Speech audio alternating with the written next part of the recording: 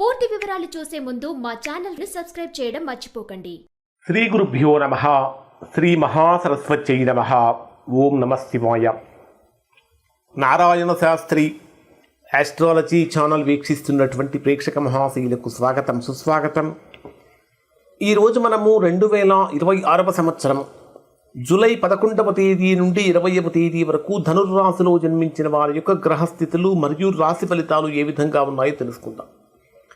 ధనుర్రాశి వారికి ప్రస్తుతం జరుగుతున్నటువంటి గ్రహస్థితిని కనుక పరిశీలించినట్లయితే దాదాపుగా అనుకూలతలు ఉన్నప్పటికీ ఒక 20 నుంచి 25% చిన్న చిన్న ప్రతికూలతలు కూడా కలిగే అవకాశాలు ఉన్నాయి.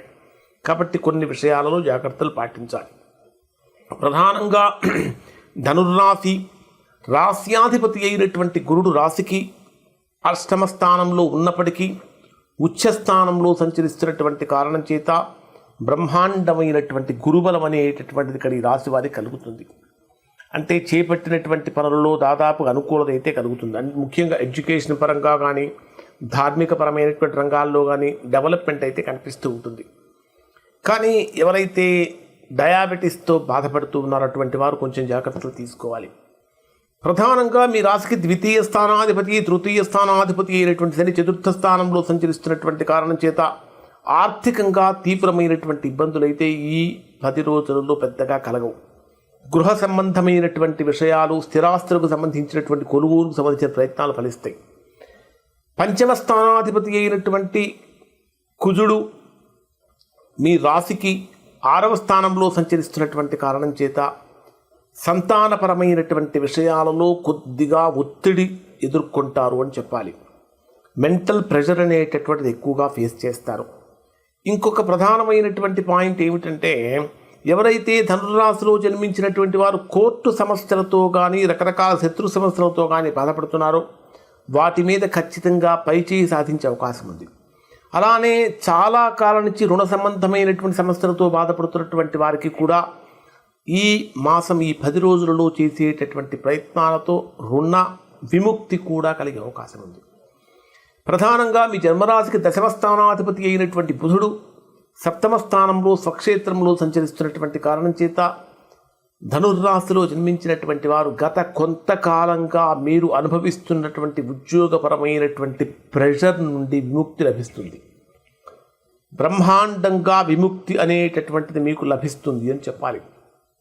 ఇంకా చెప్పాలంటే ఈ రాశిలో జన్మించినటువంటి వారికి నూతన ఉద్యోగ ప్రయత్నాలు కూడా బాగా కలిసి వస్తాయి. కానీ మనస్సు స్థిరంగా లేకుండా కొంచెం ఇబ్బంది కలిగించేటటువంటి విధంగా ఉంటుంది అని చెప్పాలి. ప్రధానంగా ధనుర్రాశిలో జన్మించినటువంటి వారికి 16వ తేదీ రాత్రికి పితృకారక గ్రహం అయినటువంటి రవి 8వ స్థానంలో ప్రవేశించినప్పుడు తండ్రితో విభేదాలు కలిగే అవకాశాలు ఉంటాయి. లేదా ప్రభుత్వ సంబంధమైనటువంటి పనులు ఏవైతే చేయాలనుకుంటున్నారో వాటిట్లో మీకు ఎక్కువగా ఇబ్బంది కలిగించే అవకాశం కూడా కనిపిస్తూ ఉంటుంది. అవి ఆటంకాలుగా మారుతూ ఉంటాయి. 9వ స్థానంలో సంచరించేటటువంటి శుక్ర కేతు గ్రహాల యొక్క కలయిక కారణం చేత, అంటే సుఖకారకుడైనటువంటి శుక్రుడు, మోక్షకారకుడైనటువంటి కేతువు 2 గ్రహాలు కలిసి 9వ స్థానంలో ఉన్నటువంటి కారణం చేత ఖచ్చితంగా ధనుర్రాశిలో జన్మించినటువంటి వారికి పుణ్యక్షేత్ర సందర్శనం జరుగుతుంది. ఆధ్యాత్మిక పరమైనటువంటి ప్రయాణాలు ఎక్కువగా చేస్తూ ఉంటారు. ఇక మరి డే వైజ్గా పరిశీలిస్తే ఈ రాశి వారికి ఏ విధంగా ఉంటుంది, మనకు ఎలా అనిపిస్తూ ఉంటుందని కనుక తీసుకుంటే ఫస్ట్ పాయింట్ 11వ తేదీ ఉదయం నుంచి 12వ తేదీ రాత్రి 7 గంటల 6 నిమిషాల వరకు ఉండేటటువంటి సమయాన్ని కనుక మనం పరిశీలించినట్లయితే ఇది మీకు ఏ రకంగా ఉంటుంది అంటే ఇది మీకు ఈ 2 రోజులు కూడా మీ రాశికి ఏదైనా పాత వివాదాలు కానీ కోర్టు సమస్యలు కానీ రుణ సమస్యలు కానీ ఏమైనా ఉంటే వాటి నుంచి బయటపడటం కోసం చేసే ప్రయత్నాలు ఫలిస్తాయి. కానీ ఆరోగ్యపరమైనటువంటి విషయాలలో చాలా జాగ్రత్త తీసుకోవాలి. అప్పులకు సంబంధించినటువంటి ఒత్తిడి కూడా కొద్దిగా పెరుగుతుంది అని చెప్పాలి. అయితే ఉద్యోగపరంగా కనుక తీసుకుంటే మీకు ఎవరి నుంచి అయితే మీరు విపరీతమైనటువంటి కాంపిటీషన్ పోటీని ఎదుర్కొంటూ ఉన్నారో ఆ పోటీని ఎదుర్కొని తట్టుకొని నిలబడగలుగుతూ ఉంటారు. మీరు నిజంగా ఏ విధంగా ఫీల్ అవుతూ ఉంటారంటే ఈ 2 రోజులు నా శత్రువులు నన్ను ఇబ్బంది పెట్టేవారి కంటే నేనే ధైర్యంగా ఉన్నాను. అంటే ఎవరైతే నా శత్రువులు ఉన్నారో, ఎవరైతే నన్ను ఇబ్బంది పెట్టాలనుకుంటారో వాళ్ళకంటే నేనే ధైర్యంగా ఉన్నాను. పనులన్నీ పట్టుదలతో పూర్తి చేస్తున్నాను, కానీ అకస్మాత్తుగా కొంచెం కడుపు నొప్పి కానీ రక్తపోటు వంటి చిన్న చిన్న అనారోగ్య సమస్యలు కలుగుతూ ఉంటాయి. ఇవి కలవర పెడుతూ ఉంటాయి. కాబట్టి ఈ విషయాల్లో జాగ్రత్తగా ఉండండి. తర్వాత సెకండ్ పాయింట్, 12వ తేదీ రాత్రి 7:06 నుంచి 14వ తేదీ సాయంత్రం 6:50 వరకు ఉండేటటువంటి ఈ సమయంలో ఇది బ్రహ్మాండమైనటువంటి అనుకూలమైనటువంటి స్థానంలో, అంటే దాంపత్య జీవితంలో కానీ వ్యాపార జీవితంలో కానీ చాలా మధురమైనటువంటి అనుభూతులు పొందుతారు. భార్యాభర్తల మధ్య ఉన్నటువంటి పాత మనస్పర్ధలన్నీ కూడా తొలగిపోతాయి. వ్యాపార పరంగా తీసుకుంటే కొత్త భాగస్వాములతో కొత్త డీల్స్ చేసుకోవడానికి చాలా అనుకూలంగా మారుతుందని చెప్పాలి. సామాజికంగా మీ కమ్యూనికేషన్ స్కిల్స్ చాలా గొప్పగా పెరుగుతూ ఉంటాయి. కొత్త పరిచయాలు కూడా ఏర్పడుతూ ఉంటాయి. అసలు మీకు ఇది ఒక రకంగా చెప్పాలంటే మీకేమనిపిస్తుంది అంటే, ఆహా, ఎన్నాళ్లకు నన్ను అందరూ చక్కగా బ్రహ్మాండంగా అర్థం చేసుకుంటున్నారనేటటువంటి భావన కూడా మీకు కలుగుతుంది. తర్వాత థర్డ్ పాయింట్ ఏమిటంటే, 14వ తేదీ సాయంత్రం 6:50 నుంచి 16వ తేదీ రాత్రి 7:55 వరకు ఉండేటటువంటి సమయంలో ఇది మీకు పూర్తిగా ఇబ్బంది కలిగించేటటువంటి విధంగా ఉండబోతుంది. కాథ జనరల్గా తీసుకుంటే అష్టమ స్థానంలో సంచరించేటటువంటి గ్రహాలు నెగిటివ్ ఇస్తాయి. కానీ ఇక్కడ అష్టమంలో గురుడు ఎగ్జాల్టేషన్లో ఉచ్చస్థానంలో ఉన్నాడు, చంద్రుడు స్వక్షేత్రంలో ఉన్నాడు. అయినప్పటికీ కూడా ఆర్థికంగా ముఖ్యమైనటువంటి నిర్ణయాలు తీసుకోకుండా ఉండటం మంచిది. కొంచెం మనస్సు ప్రశాంతత తగ్గి ప్రశాంతతను కోల్పోయి అలజడికి గురవుతుందా అనేటటువంటి భావన కూడా కలుగుతుంది.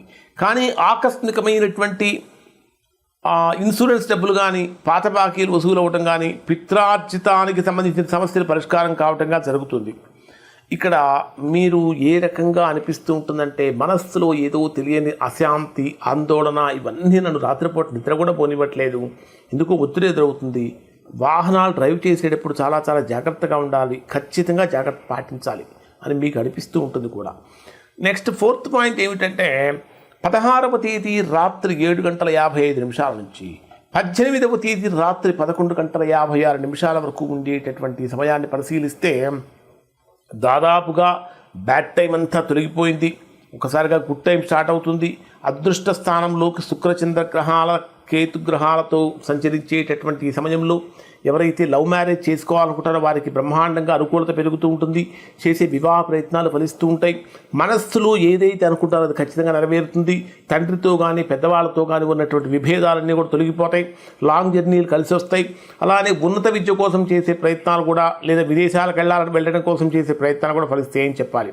లాస్ట్ పాయింట్, 18వ తేదీ రాత్రి 11:56 నుంచి 20వ తేదీ రాత్రి వరకు ఉండేటటువంటి సమయాన్ని కనుక పరిశీలిస్తే కెరీర్ వైజ్గా కనుక తీసుకుంటే తిరుగులేని విజయాలు నమోదు చేసుకుంటారు. మీ ఆఫీసులో మీరు చేసేటటువంటి పనితీరుకు ప్రశంసలు దక్కుతూ ఉంటాయి. సమాజంలో కీర్తి ప్రతిష్టలు దక్కుతూ ఉంటాయి. గౌరవ మర్యాదలు పెరుగుతూ ఉంటాయి. నిరుద్యోగులకు మంచి అవకాశాలు కూడా లభిస్తూ ఉంటాయి. నిరుద్యోగులుగా ఉన్నటువంటి వారు ఈ రోజుల్లో కనుక ఈ పనులు చేసినట్టు ఈ రోజుల్లో ఈ ప్రయత్నం చేస్తే మంచి ఫలితం పొందుతారు. ఖచ్చితంగా మీరు చేయాల్సినటువంటి ప్రధానమైన 14వ తేదీ నుంచి 14, 15, 16 ఈ 3 రోజుల్లో మీరు చేయాల్సిన పని ఏమిటంటే, ఖచ్చితంగా శివాలయంలో శివుడికి పాలతో అభిషేకం చేయించండి. ఓం నమః శివాయ అనే శివపంచాక్షరి మంత్రజపం చేయటం చాలా మంచిది. ఈ ఒక్క పరిహారం చేస్తే బ్రహ్మాండమైన ఫలితాన్ని పొందుతారు. ఇప్పుడు చెప్పినటువంటి ఫలితాలు దాదాపుగా ధనుర్రాశులు మనందరికీ వర్తిస్తాయి. ఎవరికైతే వర్తించడం లేదో, ఇంకా ఎవరైతే తీవ్రమైన ప్రతికూలతలు పొందుతున్నారో అటువంటి వారు ఒకసారి మీరు మీ యొక్క వ్యక్తిగత జాతకాన్ని విశ్లేషణ చేయించుకొని దోషం ఎక్కడుందో తెలుసుకుని దోష నివారణ చేయించుకుంటే చక్కగా సత్ఫలితాన్ని పొందుతారు. ఇవి ధనుర్రాశి వారి ఫలితాలు. సర్వే జనాః సుఖినో భవంతు.